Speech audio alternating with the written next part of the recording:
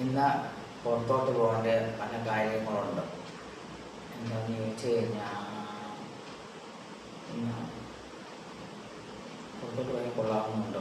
പോകാൻ വേണ്ടിയിട്ടാണ് ഞാൻ ശരിക്കും റെഡിയാകുന്നത്. എന്നാലും നിങ്ങൾ ഈ ഡ്രസ്സ് ഇട്ടുകൊണ്ടാണ് പോകുന്നത്. കാറിൽ പോകണമെങ്കിൽ ഈ ഡ്രസ്സ് ഇട്ടുകൊണ്ട് പോകും. ബസ്സിലൊന്നും ഈ ഡ്രസ്സ് പറ്റില്ലല്ലോ. കാറിൽ പോയാൽ നമുക്ക് ഇഷ്ടമുള്ള ഡ്രസ്സ് ഇട്ടുകൊണ്ട് പോകാം. ഒന്നും പ്രശ്നമാണ്. ഏത് ഡ്രസ്സ് ഇടും. ബസ്സിൽ പോയാൽ ഈ ഡ്രസ്സ് കൊണ്ട് ഞാൻ പോകില്ല.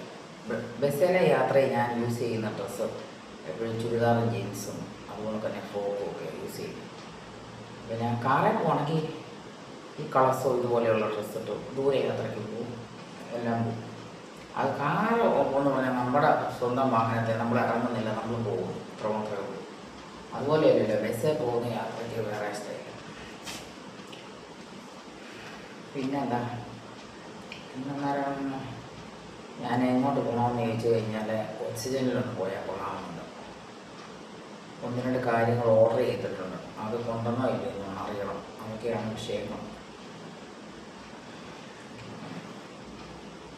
ക്യാഷാണ് ഏറ്റവും വലിയ പ്രശ്നം. എനിക്കിപ്പോൾ ക്യാഷ് ഇല്ല, അതാണ് പ്രശ്നം. പൈസ വേണം. പൈസ ഉണ്ടെങ്കിലേ പോക്ക് നടക്കുകയുള്ളൂ. ഏറ്റവും മെയിനായിട്ടുള്ളത് ക്യാഷാണ്. ക്യാഷ് കിട്ടിയെങ്കിലല്ലേ പോക്ക് നടക്കുകയുള്ളൂ. അല്ലാതെ അങ്ങനെ പോകുന്ന എങ്ങനെ? ഒരു കാര്യത്തിനും ക്യാഷ് ഇല്ലാതെ നമുക്ക് ജീവിതത്തിൽ ഒന്നും നടക്കത്തില്ല. അതാണ് ഏറ്റവും മെയിനായിട്ട് പോകുന്നത്. ഞാൻ ഇപ്പം മനസ്സിലാക്കിയത്. പണ്ട് മനസ്സിലാക്കിയിട്ടില്ലായിരുന്നു, ഇപ്പം ഞാൻ മനസ്സിലാക്കിയത് അങ്ങനെയാണ്. നമ്മുടെ ജീവിതത്തിലെ ഒരു പ്രധാന ഘടകം ക്യാഷ് തന്നെയാണ് ഞാൻ മനസ്സിലാക്കിയത്. അതില്ലാതെ പുറത്തു പോകാനും പറ്റത്തില്ല, ഒരു കാര്യത്തിനും പറ്റത്തില്ല, ഒന്നും പറ്റത്തില്ല. അങ്ങനത്തെ ഒരു പ്രശ്നമാണ്. അങ്ങനെ ഇനിയിപ്പം അങ്ങനത്തെയൊക്കെയുള്ള പ്രശ്നങ്ങളുണ്ട്. കുറച്ച് ക്യാഷ് ഇനി ആരോടെങ്കിലും കടം വാങ്ങിക്കണം, അല്ലാതെ പറ്റില്ല.